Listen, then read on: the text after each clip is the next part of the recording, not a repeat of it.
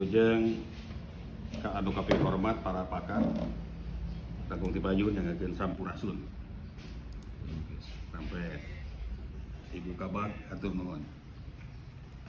Menyimak tadi uraian daripada para pakar yang luar biasa, saya menyampaikan apresiasi dan rasa hormat yang setinggi-tingginya ini luar biasa. Masukannya menjadi catatan penting bagi kami di Porkodeta Jabar. Namun Porkodeta Jabar mungkin tidak masuk ke wilayah tadi kaitannya dengan bernuansa kajian, ya kan?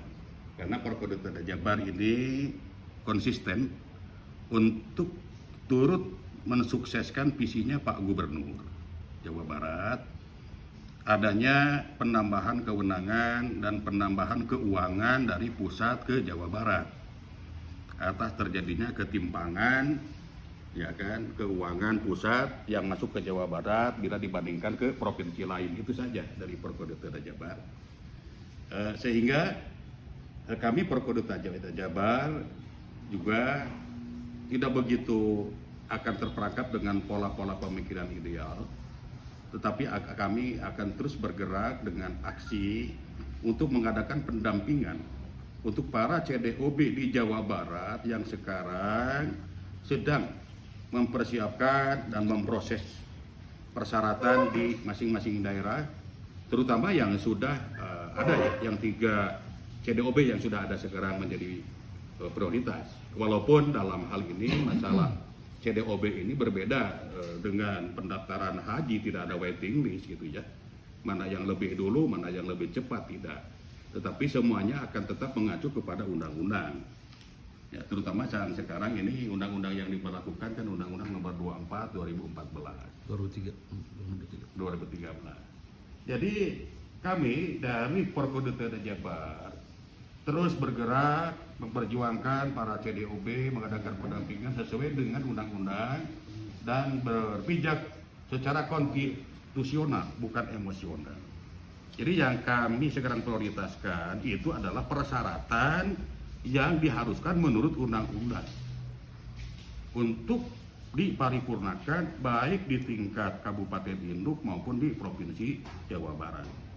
Karena goalnya, target daripada perjuangan kami bersama kawan-kawan CDOB seluruh Jawa Barat adalah bagaimana segera dari Jawa Barat ini masuk menjadi usulannya ke pemerintah pusat.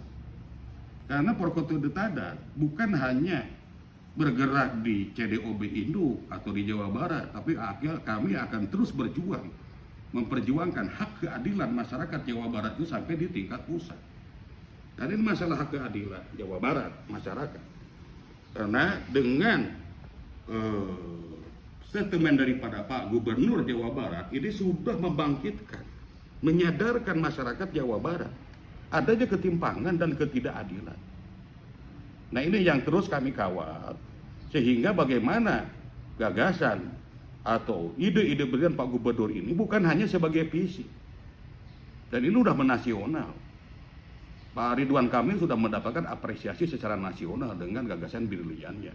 Kami selaku masyarakat Jawa Barat akan merasa malu kalau ini hanya sekedar visi, tetapi harus aksi. Kami siap untuk mengambil tanggung jawab apabila kami dipercaya untuk mensukseskan visinya Pak Gubernur ini. Intinya kami tidak mau membebani APBD Jabar atau APBD Induk seperti yang tadi disampaikan oleh satu pakar. Kami hanya mau bagaimana adanya pada penambahan kewenangan ke Jawa Barat dan penambahan keuangan dari pusat. Itu saja yang kami persiapkan. Adapun hal-hal itu menjadi bagian daripada persyaratan dan keharusan, yaitu ditempuh saja. Toh tidak seberapa 3 tahun kan gitu, dibandingkan kita mendapatkan kewenangan dan keuangan seumur-umur. Ya kan? Mengenai masalah tadi layak atau tadi pemilikan ideal, saya rasa kita tidak, posisi itu ada di Kemendagri yang menilai kelayakan atau CDOB yang diusulkan oleh Provinsi Jawa Barat. Jadi jangan sampai kita berkutat di sini pada akhirnya kita ketinggalan lagi oleh provinsi yang lain. Karena secara nasional ini udah pada memburu ini. Iya kan, adanya pemekaran untuk provinsi-provinsi yang lain. Sementara kita di Jawa Barat jangan sampai ketinggalan lagi. Pas moratorium dibuka, orang lain yang mekar lagi, Jawa Barat tertinggal lagi. Ini ada hikmah lah. Moratorium masih ada, sementara kita di Jawa Barat mempersiapkan, menyelesaikan persyaratan-persyaratan itu, sehingga ketika moratorium dibuka, usulan-usulan CDOB di Jawa Barat sudah ada di Jakarta. Sehingga kami Porkoda Tada Jabar tidak hanya nanti berjuang untuk sendiri-sendiri satu CDOB. Bagaimana 13 CDOB yang menjadi target Pak Gubernur secara bersama-sama, bersama kekuatan masyarakat.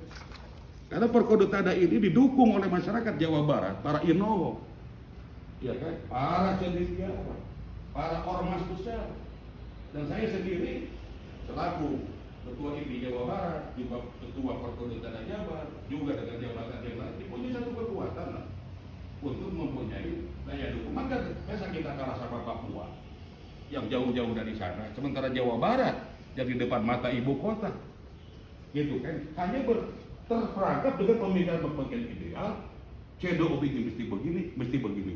Saya paham itu, tetapi optimislah bahwa seluruh wilayah yang ada di Jawa Barat ini layak dikembangkan, mempunyai nilai potensi ekonomi tinggi semuanya. Contohnya yang sudah dimekarkan di Jawa Barat, ada masalah atau tidak? Kan tidak ada masalah. Tinggal bagaimana kita mengemas dengan baik usulan-usulan ini sesuai dengan persyaratan undang-undang secara konstitusional dan tidak emosional. Dan kalau persyaratan-persyaratan itu sudah ditempuh secara persyaratan menurut undang-undang, kami Porkoda Tada siap untuk memperjuangkan semuanya di pusat.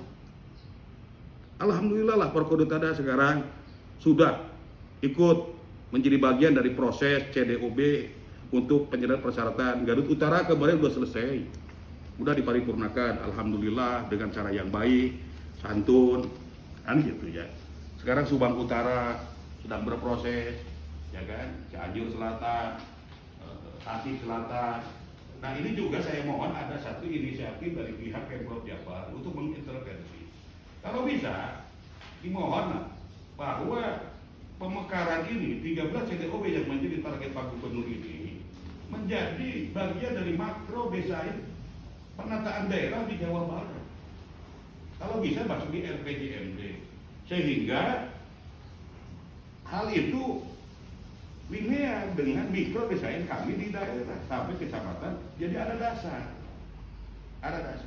Dan saya paham lah bahwa penataan daerah itu tidak harus sektoral seperti yang tadi para pakar sampaikan, bahwa penataan daerah ini adalah bagaimanapun harus meliput aspek ketahanan nasional, ya kan, di mana 3 yang statis dan 5 yang dinamis.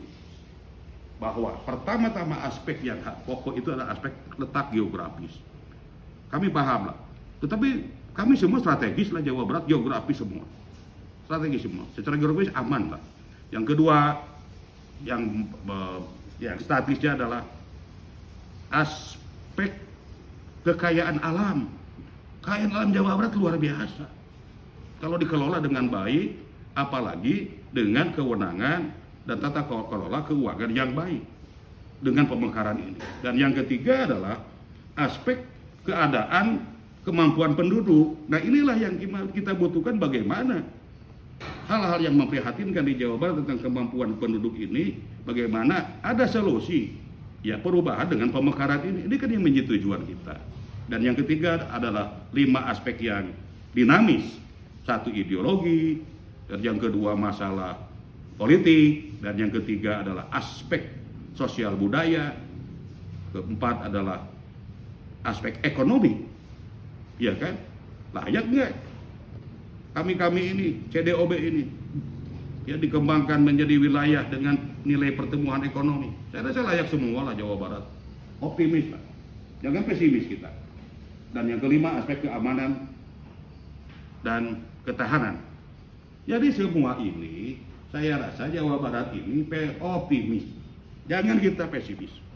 Kami siap memperjuangkan Jawa Barat dan mempertanggungjawabkan di pemerintahan pusat dengan Porkoda Tada Jabar.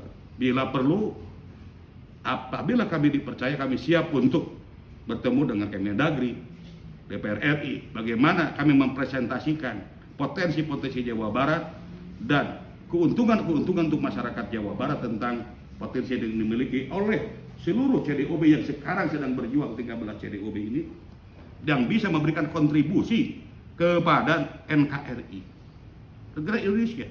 Karena ini bukan hanya dampaknya untuk Jawa Barat saja, pemekaran di Jawa Barat berdampak juga, bernilai dampak manfaat untuk NKRI.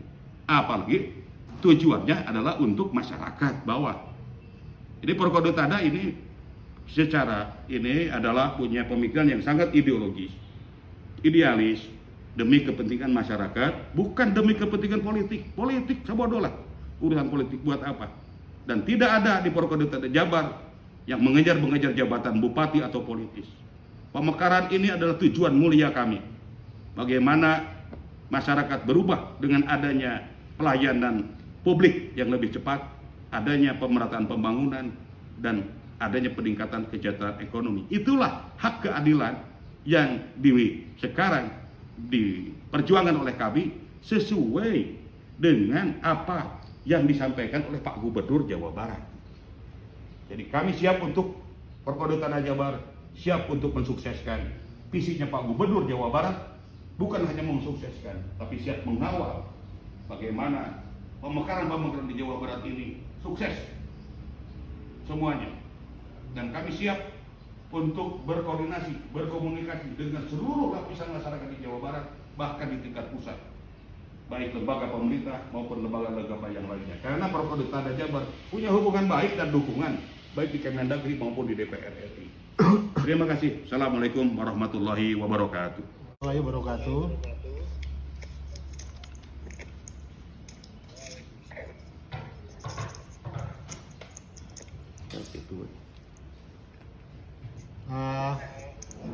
Mungkin saya nambahkan dari Pak Ketua Porkoda Tada Jabar ya.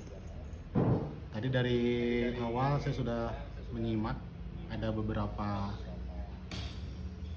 pendapat dari para pakar, juga dari pemerintah Provinsi Jawa Barat.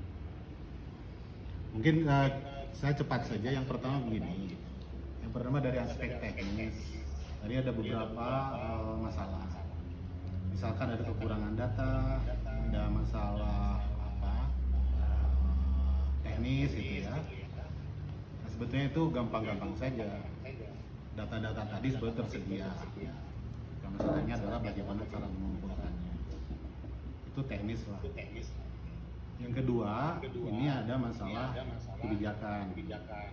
Apakah mau pakai PP 78 mau pakai PP, misalnya tidak masalah. Karena provinsi punya kewenangan dan otoritas lah untuk menggunakan dasar hukum yang manapun asal selamanya sesuai dengan maksud dan tujuan. Nah, yang ketiga saya lebih real aja masukannya. Ini kan ada 13 nih Bu dan Bapak-bapak sekalian. Ada 13 daerah CDOB yang akan menjadi fokus dan perhatian Provinsi Jawa Barat. Apakah tidak baik misalkan begini, ketiga-tiganya itu sudah saja dikonsentrasikan oleh Pemprov.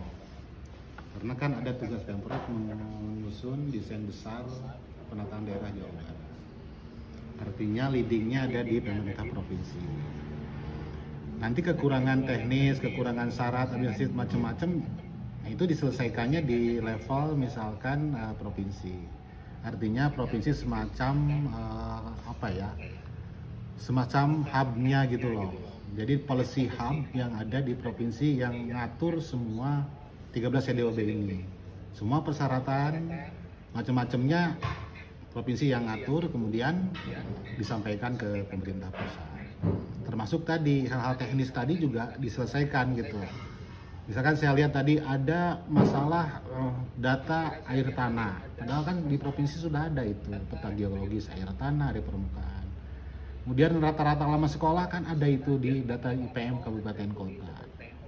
Lalu pertumbuhan ekonomi misalkan, PDRB kan itu semuanya di BPS sudah ada. Nah, tinggal dikonsentrasi di provinsi dan provinsi melakukan kajian misalkan atau melakukan inventarisir semua data sekunder maupun data primer yang ada di masing-masing kabupaten kota. Jadi artinya kalau saya memandang semua itu bisa dilakukan. Masalahnya adalah bagaimana kita melakukan langkah-langkahnya.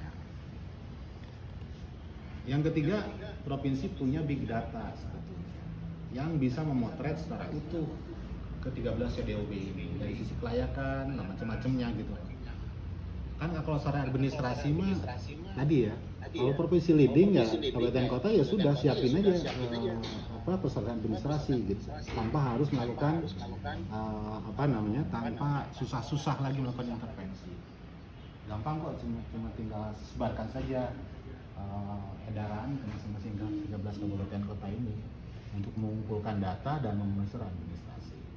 Lalu kajian kewilayahan, saya yakin semua Bapeda kabupaten kota yang 13 ini sudah punya kajian kewilayahan, baik secara geografis gitu, dan macam-macam.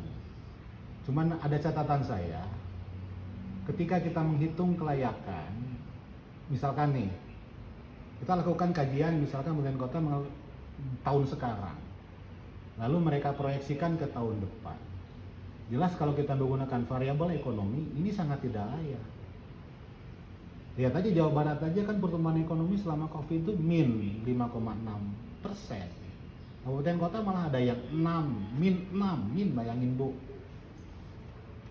Kalau itu dijadikan dasar layak tidaknya PDB dan PDRB serta LPE masing-masing kabupaten kota, ya jelas nggak layak.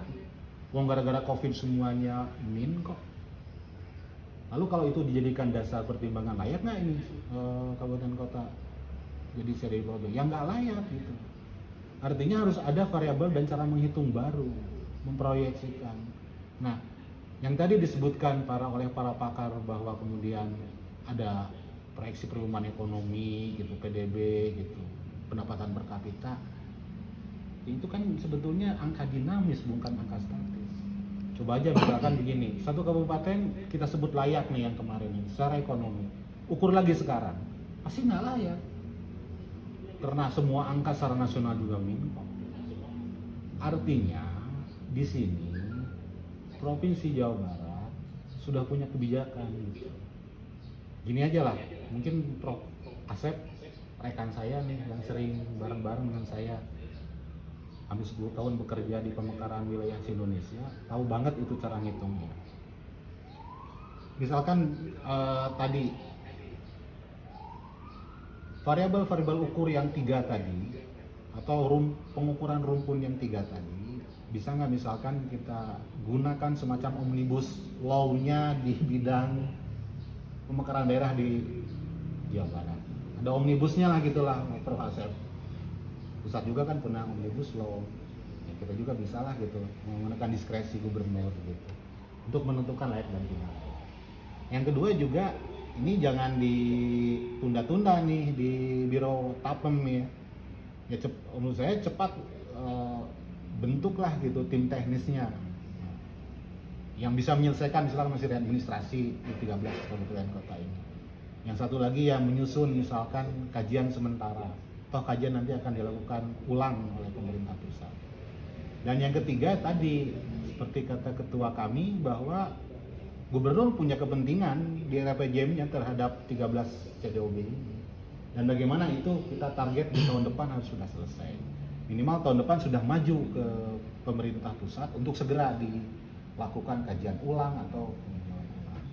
Begitu Forkodetada juga, saya sebagai ketua Dewan Pakar Forkodetada juga siap untuk terlibat gitu, baik dengan para pakar maupun dengan Pemprov. Dan mungkin yang terakhir yang saya garis bawahi juga adalah ini mumpung akhir tahun, karena tahun anggaran itu kan akhir tahun ini udah mulai ditetapkan dan dibahas. Jadi kami ingin melihat misalkan langkah real dari Pemprov Jabar, terutama dari Biro Tapem ini, tahun depan itu sudah ada itu nomenklaturnya ini untuk bagaimana kata orang Sunda mirosea CDOB gitu. Kan belum kelihatan nih Bu. Lalu ada roadmap-nya juga gitu, langkah-langkahnya apa nih gitu. Apakah harus kita mulai gitu kita menginisiasi menyusun langkah-langkah selama 1 tahun misalkan, ataupun nanti tahun depan kita mulai lakukan mengkonsentrasi membangun basis data masing-masing potensi sebagai bahan untuk kajian para pakar, atau kita mulai melakukan sosialisasi misalkan, atau kita melakukan konsolidasi di tingkat provinsi gitu, mana yang belum lengkap, mana yang sudah lengkap.